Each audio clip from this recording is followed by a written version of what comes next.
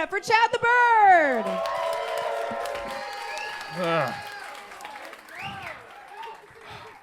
Remember the 26th of September when fantasy and reality co-opt. You must remember the 26th of September and may it never be forgot. Now granted, two things. One, that was a shit rhyme, but I'm doing what I can because I'm whipped and recovering because Riot Fest is happening right now in Douglas Park. And trying to get there and back when it's 85 degrees is both daunting and cosmically horrifying. Because, yeah, it's an outdoor punk rock alt metal music fest, so you are going to smell like a ham sandwich on the train ride home. But it's also in Douglas Park, which, for those who don't know, and also welcome, take off your shoes at the door, is a major park bordered by Roosevelt, Albany, California, 19th Street on the south side, which if you live on the north side, it's a fucking deal when you're tiny and you can't fly. Made double worse in Lovecraftian because it's 85 degrees and the first day of fall is fucking tomorrow. So forgive me, my rhymes are off.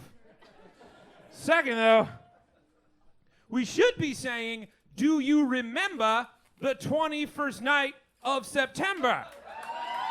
Because it is the 21st of September.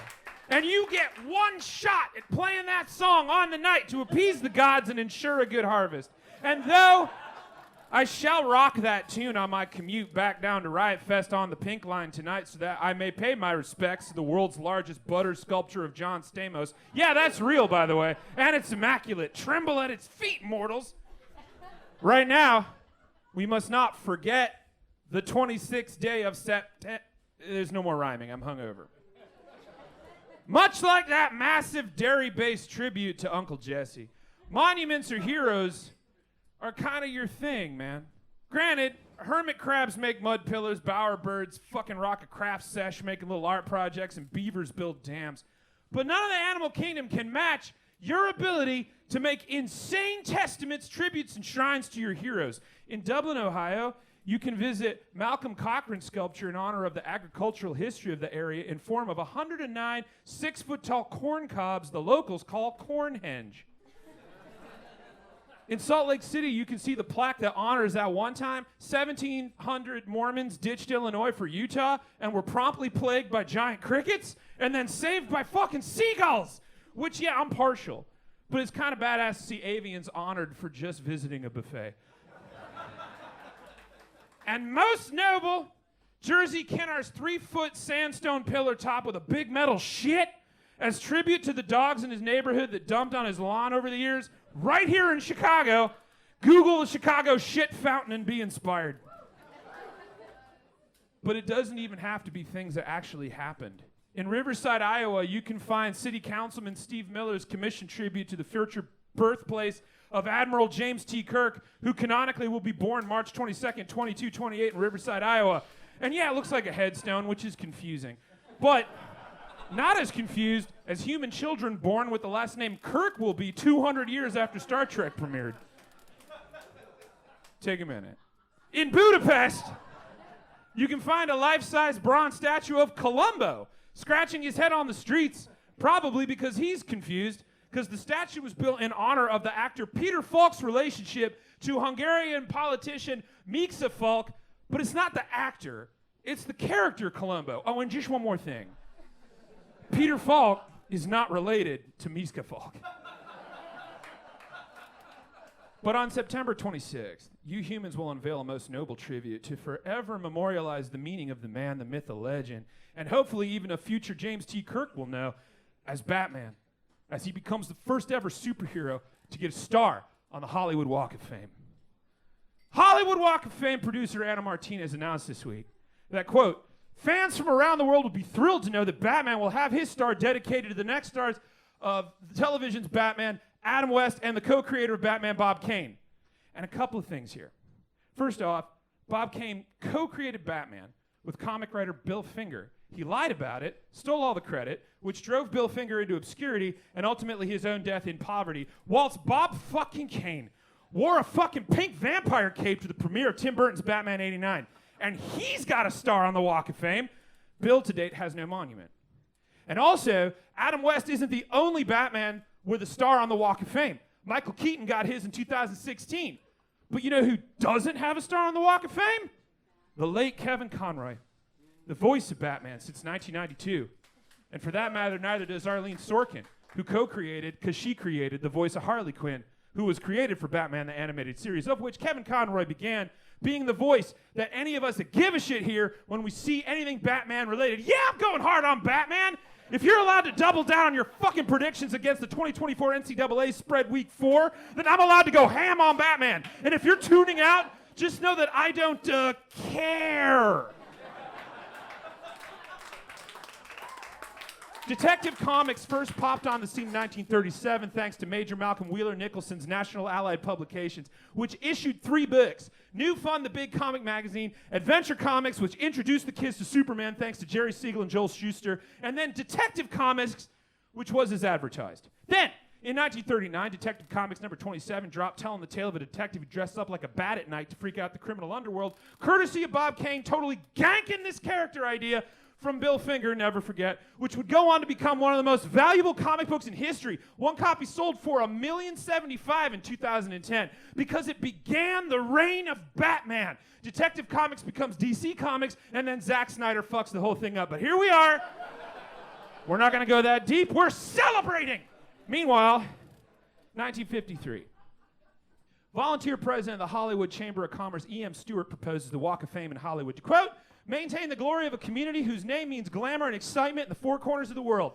In 1956, the proposed Star Walk was brown and blue sidewalks, and that idea was torched by Hollywood businessman C.E. Toberman because he figured brown and blue would clash with his new building that he was building on the boulevard. That is how the other half lives.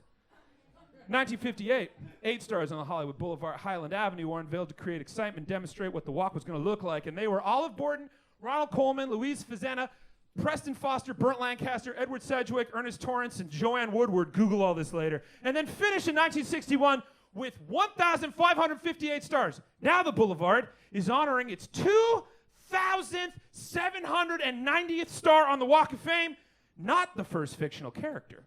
Because you also have Alvin and the Chipmunks, Big Bird, Bugs Bunny, Donald Duck, Kermit, Godzilla, Lone Ranger, Pee Wee Herman, Mickey, and Minnie Mouse. Daisy Duck is not on there. And if you think she remembers, she fucking does.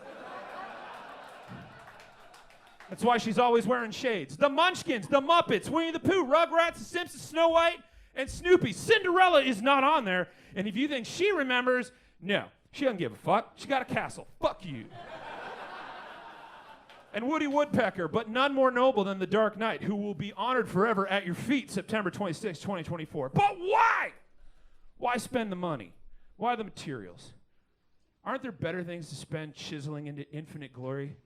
This fucking rock that we live on is going to burn out in a couple, 2-3 billion years. Why make a monument at all? Let alone to a human that never actually existed. Because it is not about the thing made out of whatever stuck in the ground from LA to Budapest.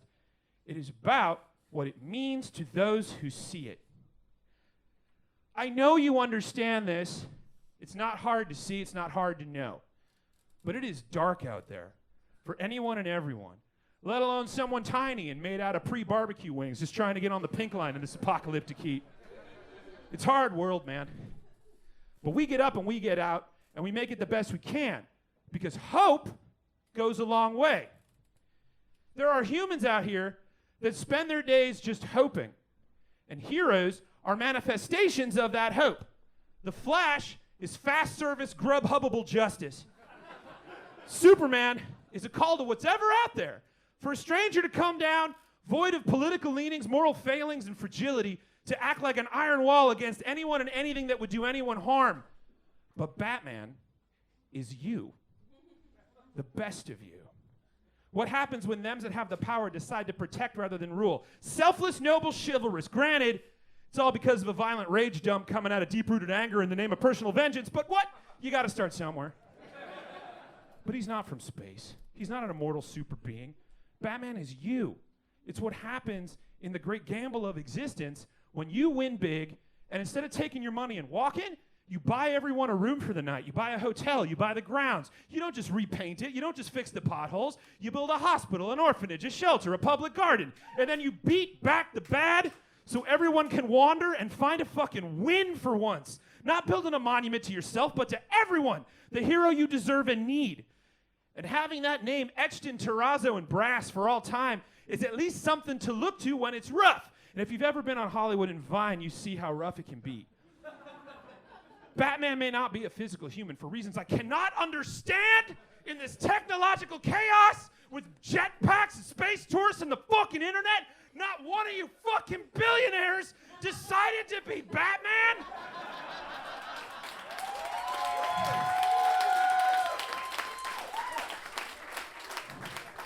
Like I was saying, hope goes a long way. So, as of the 26th of September, whenever it is too hard, too dark, too long a walk, you can hit up Hollywood Boulevard and remember the first time you saw Batman, what it meant, what it means to you. Bend a knee and hope for a bit. Steady and then sturdy yourself and keep going, because that is why you monument. And soon, the streets of Hollywood Boulevard and Vine will be safe, because in a few days, Batman will be there forever. And I'm going to take that last bit with me as the hope to fuel me as I brave the heat in the pink line. Remember me!